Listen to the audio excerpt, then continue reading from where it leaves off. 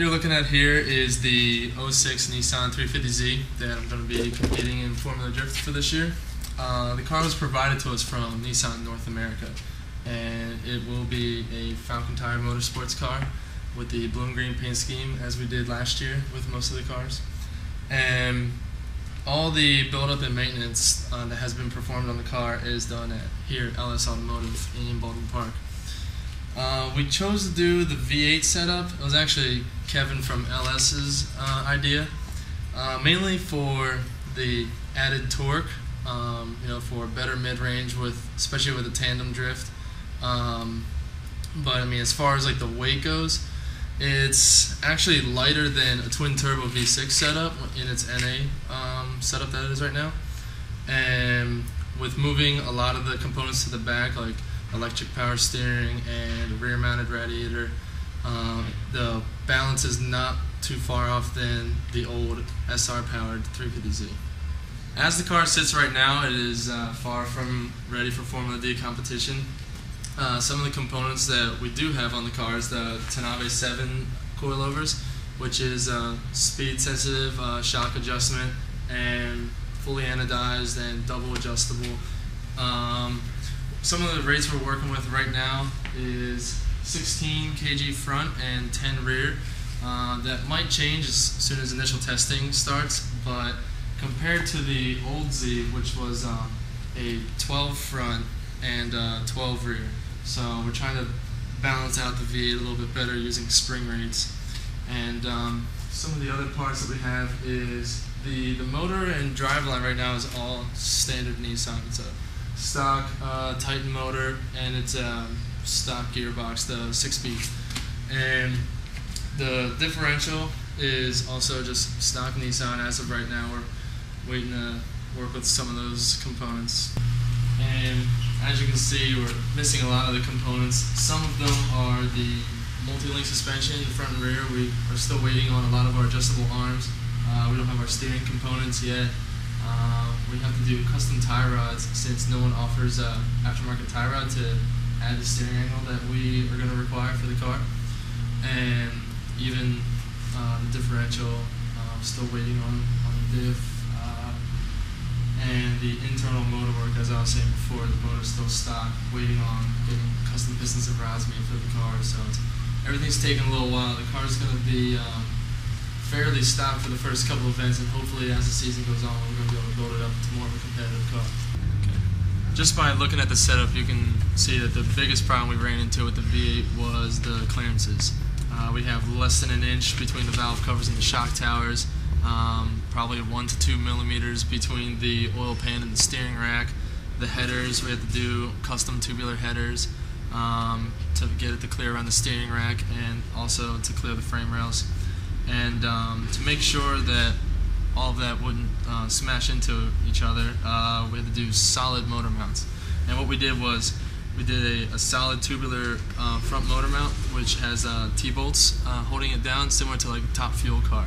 So it makes it much easier to get the motor in and out in case we run into any problems trackside.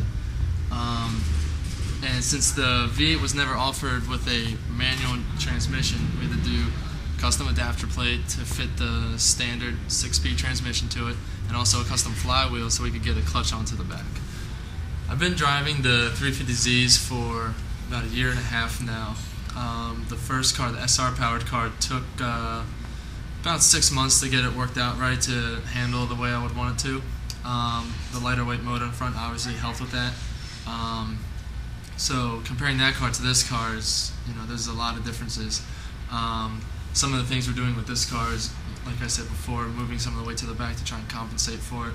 But the SR powered car would require like certain things like more clutch kicks in drift, more shifting because of shorter gearing, and those are the types of things that we're trying to not do with this car. Basically, with the V8 motor, more torque, more throttle response, so we can kind of just use a clutch kick as initiating the drift instead of trying to maintain drift. And with less shifting means less correction in drift. Just both hands on the wheel the whole time. And but as far as handling goes with this car,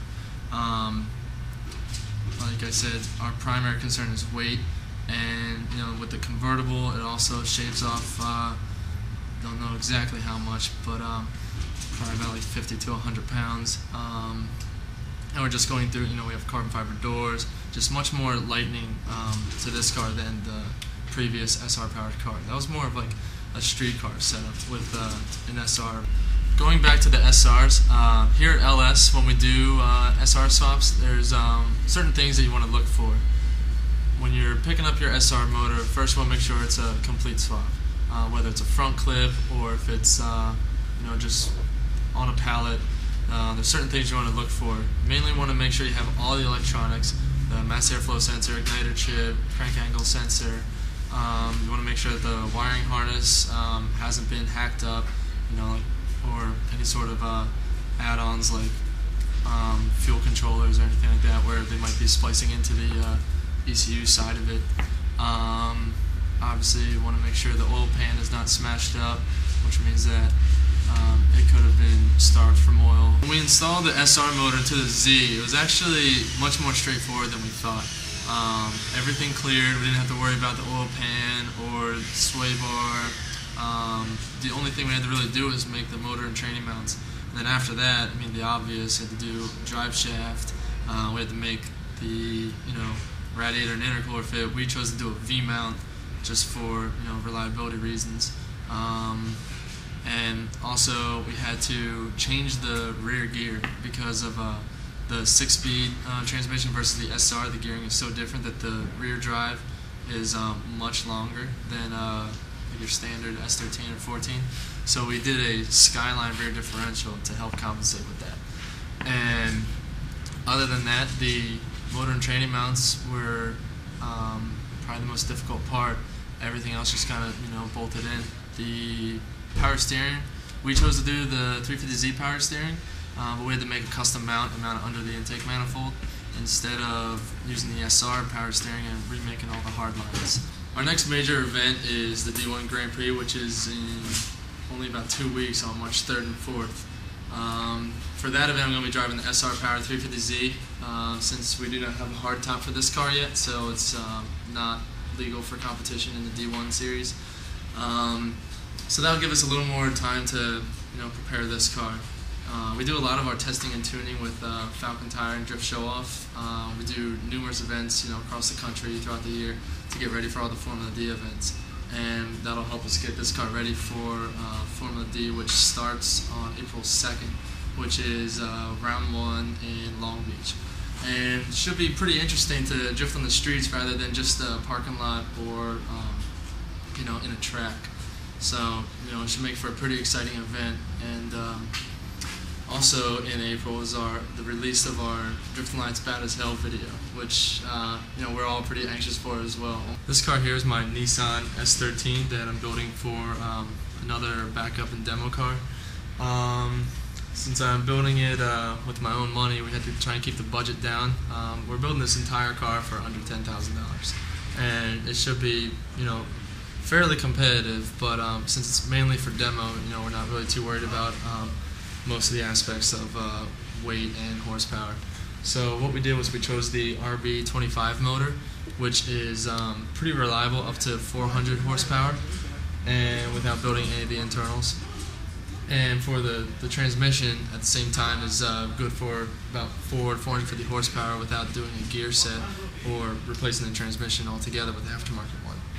So this car should be pretty reliable for going on our international tour. We're sending this car along with the other Drift Alliance cars to back to Costa Rica, which we're going to be there for about 2 weeks to do our primary shooting for our second DVD.